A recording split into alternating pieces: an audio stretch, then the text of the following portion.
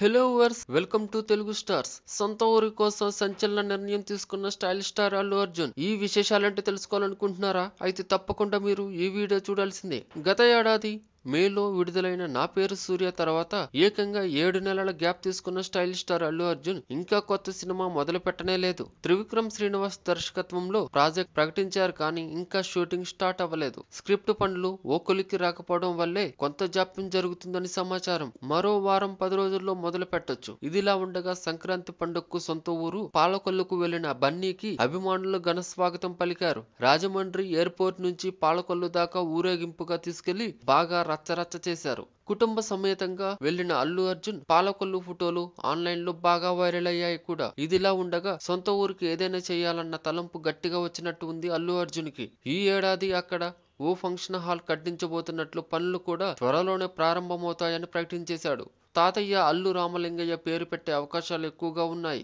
వచ్చే సంక్రాంతికి సిద్ధం చేస్తారా లేక ఈ సంవత్సరమే ఓపెనింగ్ ఉంటుందా అనే వివరాలు తెలియాల్సి ఉంది. ఫ్యాన్స్ తో చాలా సమయం గడిపిన బన్నీ తాతయ్య విగ్రహం దగ్గర సైతం హల్చల్ చేశాడు. ఇదంతా ఓకే కానీ వీలైనంత త్వరగా కొత్త సినిమా కావాలని కోరుతున్నారు ఫ్యాన్స్. ఎలాగూ అరవింద్ సమేత వీర రాఘవ 5 నెలల్లోనే పూర్తి చేశాడు త్రివిక్రమ్ శ్రీనివాస్. గట్టిగా తలుచుకుంటే బన్నీ సినిమాను దసరాకో దీపావళికో బరిలోకి దింపవచ్చు.